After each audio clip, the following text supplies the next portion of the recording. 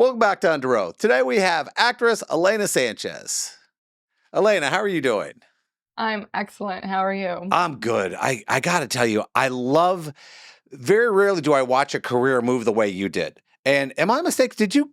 I don't want to make sure what college you went to because it's a pretty impressive college. It's not like, oh, I went to, a state college. You went to a pretty serious college.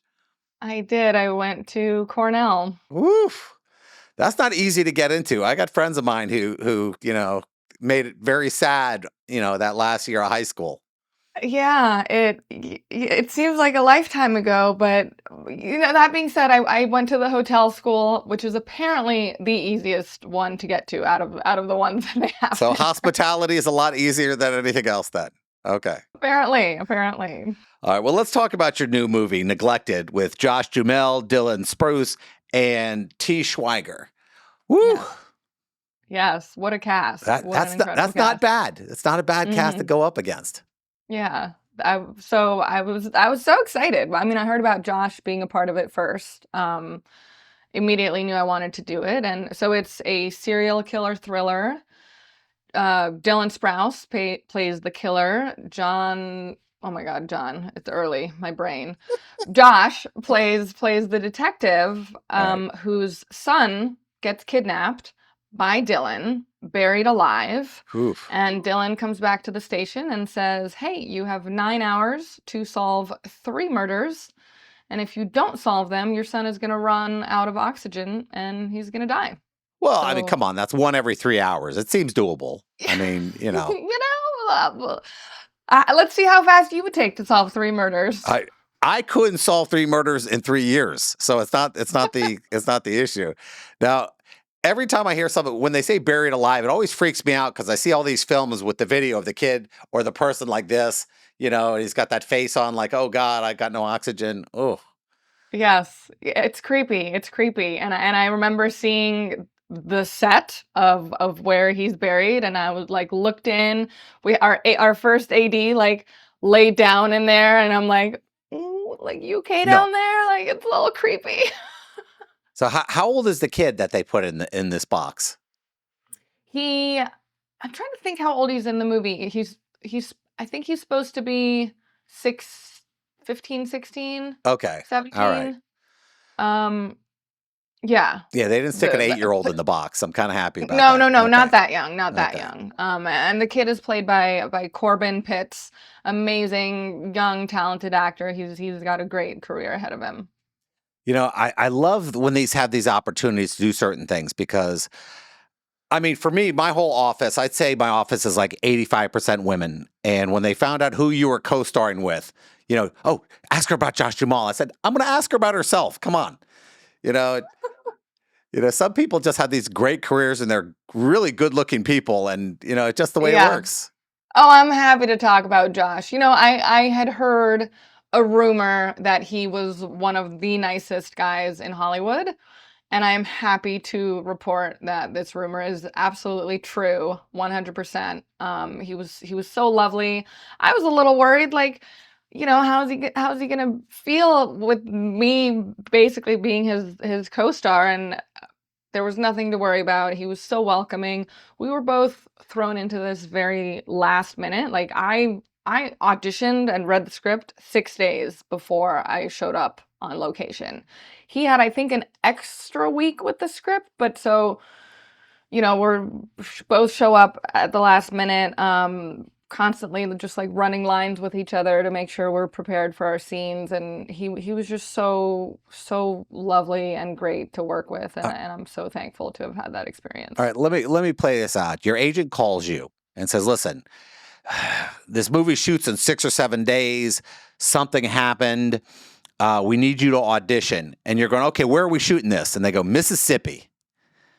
And we're in Florida. So I've been to Mississippi a lot. And please tell me this was shot in like the winter. So, okay, a few things are wrong with your story, Okay. because it was not my agent who called me. It was Jeremy London who called me, who I have done 3 movies with before this, and he calls me 10:30 on a Saturday morning, and he says, "Elena, I'm emailing you this script. There's a role in here which is great for you, put yourself on tape, send in an audition today. So that's how that happened. My dad was visiting. He taped the audition with me. By 5 p.m., I had sent it back to him. And the next day he calls me and he says, the director loves you. You are the female lead in this movie. Wow. And we're filming in Mississippi. Be there on Saturday. Yeah. Yeah. And that's how it happened. And Oof. yep. So a lot of people don't realize, they say, oh, it's on tape. You got this high-end camera. I mean, a lot of people are breaking out their iPhones and doing whatever they can. I mean, is your dad holding the iPhone when you're doing this? Well, you got to put it on a tripod so it's not There shaking. you go. You didn't go full Blair Witch with it then. Okay, that's No, good. no. Okay. Now, my daughter's an actress. She's 20 years old. She's in college. I love talking to a female actor and going, what advice would you give to somebody in their 20s? They're in college, kind of like you, and they're going, okay, they have this dream. You know, what do you think the hardest thing for you to get over was? Ooh, I think realizing that there's no, like, don't set any time limits or deadlines for yourself, because there's no, you know, if you're in the lucky 0.00001%, you might make it in a year. You might book a role, your first role, and it'll put you on the map. Like, that's not realistic, though. Don't count on that happening, and just don't set any time limits and deadlines for yourself. Like, I didn't have a plan B. A lot of people will move to LA and say, like, oh, I'll give it 3 years, I'll give it 5 years, I'll give it 1 year. Don't do that. Like, just if you love it, keep grinding, keep moving forward, keep reinventing, keep thinking of different things you can try. Like, with our phone, it's so easy now to create content, put it online, and just keep going. Keep going. Don't give up. Now, people come at you, especially with acting now, like you said, anything can be done on phone. So many people are doing short films, they're doing reality shows, they're doing podcasts. I mean, I can't imagine the amount of stuff that's thrown at you on a daily basis. Yeah. Well, and it's funny you mentioned that, because, and I just remember with the phone, like, so I got the Hunger Games. This was back in 2013. Yeah. From a music video that I shot on, it was an iPhone 4 at the time. And I made a music video to Call Me Maybe, that song by Carly Rae Jepsen. I know. Except I said it like Cast Me Maybe. And so I so put smart. this together, and oh my God. Cast Me Maybe. And it gets you on the Hunger Games. Yes. Oh. It's insane. So, and yeah, there's a lot of people creating so much content. Yeah. Like, at some point you do have to kind of filter certain things out. Yep. Especially because what you put online lives there forever. But when you're starting out, you don't even necessarily have to put it online. Like, just do it for practice, and do it to learn. Do it to learn camera angles. Do it to watch your performance and see what works and what doesn't. Now, when I say non-traditional way, I mean you also did a lot of stunt work. I mean, that seems so insane to me, like going, okay, I want to be an actress, but let me jump off this building.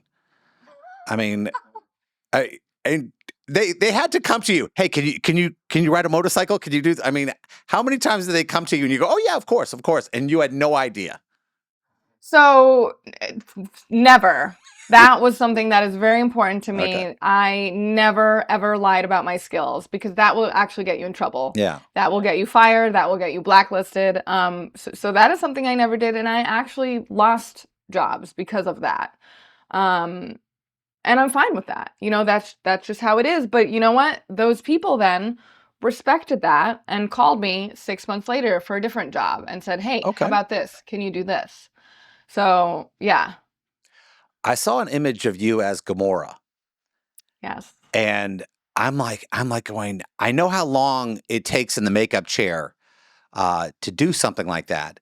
And I mean, I assume, how many days were you in makeup where they go, oh, we don't need you today. We were thinking about doing this, but we're cool.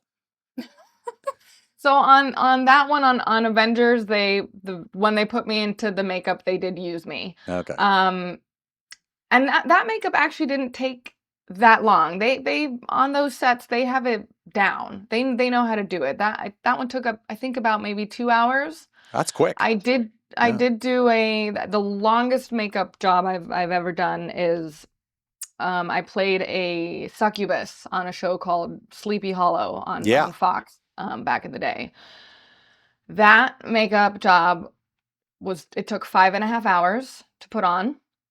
Then you work the 8-hour day, and then it takes 2.5 hours to take it off.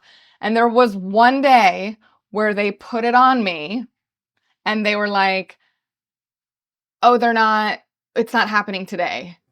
And I was like, "Oh, okay. Deep breaths, deep breaths." Like, also because it's not great for your No, skin. it's Like if it terrible. includes your face, and Yeah. they put glue on your skin, and Oh you're only yeah. supposed to do it like a certain amount of days per week because yeah. But I think they ended up bringing in like the like stills photographer or something. So we ended up getting something out of it, but not as much as we should have. But it all worked out in the end. Now, when you're telling your parents, you go, okay, I went to college, I have this degree, and I want to be a stunt person now. Does mom go, no, we're not, or were they Well, I cool? didn't tell them. Okay. I didn't tell them. I So basically after college I moved to New York City and I was like, okay, fake the fake my other career, and that summer I worked at the US Open, for example, and as a guest services manager, and I'm like, okay, this is related to my degree. I'm making a little bit of money, they Yep. don't have to worry about me. Then I was decided I wanted to go to a drama school, and I'm like, okay, well, I need to make money. I'm going to be a waitress. It's kind of related. Like, you might not need a degree from Cornell for that, but it's kind of related. And eventually, like, I guess I couldn't hide it anymore that I was decided to be an Yeah. actress and then a stunt woman. But I just kind of played it cool, and at that point I was making money, so it's like there was not really anything they could say. Yeah. Okay, you're making money. I mean, what's interesting is a lot of people don't know the hospitality industry. When we say that, you have to learn to put up with difficult people. And then you go into a field where you have to put up with difficult people. So I think you did use your degree a little bit. I think so. I really do think so. And it was basically like a business degree. And a lot of Yep. the classes I had to take, I use every day, like negotiation and marketing. And so in the end, I think it wasn't a bad choice of a degree. Now, I like to say all the time, I do stand up, I'm an attorney, I do all these things, and people always ask me, Wow. what's the big thing I do? I said, well, I don't say no a lot. I say yes to a lot of things because I think the experience is so important. But then there are Mm. times that you need to say no. When somebody offers that, what do you think the best no you've ever given, and what is the worst no? Ooh. Um, I mean, I think I am kind of like you. I don't say no very often. Um, Also because I kind of feel like Yeah. God and the universe is just like putting things into my life, and so I will accept them. But there have been, I say no to various stunts at this point in my career that I just don't want to do anymore. I say no to stair falls.